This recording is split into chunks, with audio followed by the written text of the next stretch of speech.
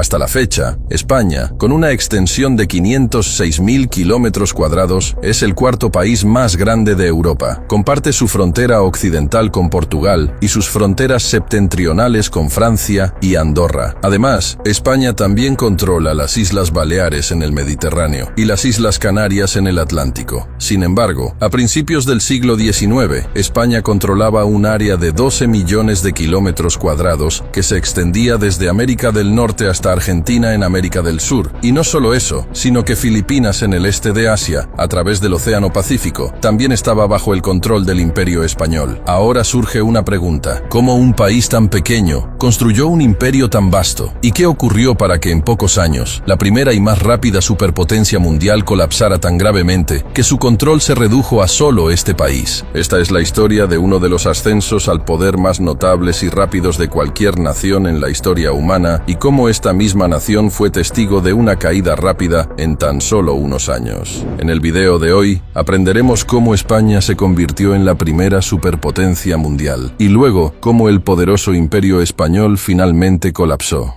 Volvamos al siglo VIII, cuando esta península ibérica estaba bajo control musulmán y se conocía como Al-Ándalus. Los musulmanes gobernaron la península ibérica durante aproximadamente 800 años, y aunque este periodo estuvo marcado por un desarrollo significativo en la ciencia, la filosofía y la arquitectura, el imperio musulmán enfrentó continuamente la resistencia de los cristianos, conocida como la Reconquista. La Reconquista consistió en batallas que duraron siglos, donde los imperios cristianos circundantes intentaron expulsar a los musulmanes de la península ibérica. A finales del siglo XV, los cristianos habían recuperado el control del 90% de la España moderna, y el dominio musulmán se limitaba solo a Granada. En ese entonces, España estaba dividida en 3 reinos cristianos y 1 islámico. Luego, en 1469, para fortalecer el control cristiano y finalmente expulsar a los musulmanes de España, la reina Isabel del Reino de Castilla y el rey Fernando II de Aragón se casaron y juntos derrotaron a los ejércitos musulmanes en la batalla de Granada en 1492, tomando el control de toda España. Después de obtener el control total de España, estos reinos cristianos tuvieron la oportunidad de explorar el resto del mundo y beneficiarse de las nuevas rutas comerciales internacionales. El Imperio portugués ya había explorado gran parte del Océano Atlántico y la costa africana en busca de una ruta marítima más rápida y barata a las Indias orientales productoras de especias, rompiendo gradualmente el monopolio comercial del Imperio Otomano, porque en ese momento el Imperio Otomano controlaba todo el comercio entre Asia, el Medio Oriente y Europa. Fue durante este periodo que un explorador italiano llamado Cristóbal Colón propuso la idea al Imperio Español de que, si el mundo es redondo, entonces, en lugar de ir al sur de África para llegar a Asia, uno podría quizás también llegar a Asia yendo al oeste de Europa, y esto podría ser una ruta más corta. En ese momento,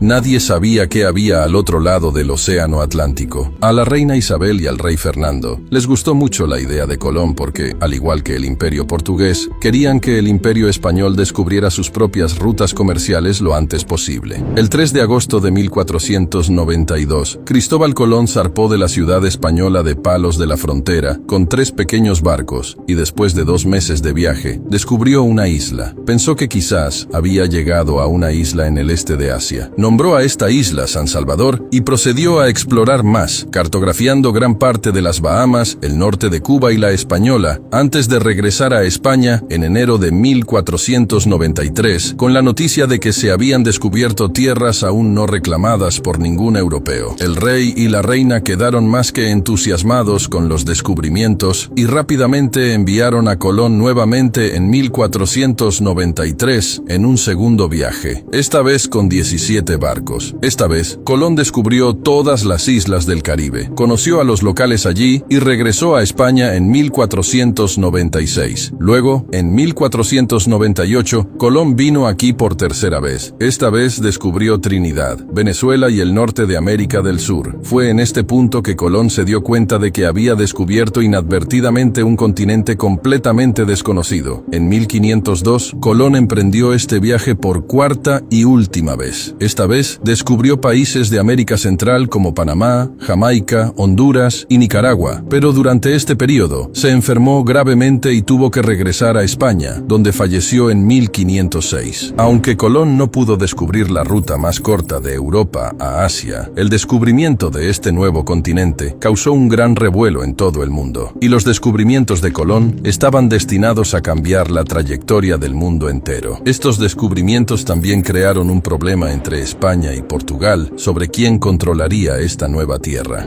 Para resolver esto, se firmó el Tratado de Tordesillas entre los dos imperios, según el cual el mundo fuera de Europa se dividió a lo largo de estas dos líneas. Toda el área coloreada de amarillo quedó bajo el control del Imperio Español, y la zona central quedó bajo el control del Imperio Portugués. Por eso, a pesar de estar en América del Sur, Brasil se convirtió en parte del Imperio Portugués. Y hoy en día, cuando se habla español en toda América del Sur, Brasil es el único país de América del Sur donde se habla portugués. Después de este tratado, el Imperio Español comenzó a establecer asentamientos permanentes en este nuevo continente. El primero fue la ciudad de Santo Domingo en la isla de la Española, y luego, gradualmente, hacia el año 1515, otras islas del Caribe y América Central también fueron habitadas por españoles que se establecieron allí, y Cuba se convirtió en la sede de este floreciente imperio español. Por otro lado, la exploración del resto de América continuó. Cuando los exploradores españoles llegaron a las islas de Yucatán, comenzaron a escuchar informes de un imperio rico y poderoso que se encontraba en algún lugar hacia el oeste, y para explorar esto, un explorador llamado Hernán Cortés desembarcó en la costa de México en 1518 con unos pocos compañeros. En ese momento, el poder nativo preeminente allí era el Imperio Azteca, que gobernaba gran parte de lo que hoy es el México moderno desde su capital, Tenochtitlán, una vasta ciudad construida sobre un lago y accesible solo por enormes calzadas artificiales. Después de continuas batallas durante 2 años, Hernán finalmente capturó Tenochtitlán en 1520. Esta es la misma ciudad que más tarde llegó a conocerse como la Ciudad de México. Sin embargo, aquí se estaba gestando un gran problema. Los españoles habían traído muchas enfermedades con ellos, a las cuales la gente local no tenía inmunidad, lo que estaba resultando en la muerte de millones. Ahora, justo cuando el Imperio Español había tomado el control del lado norte,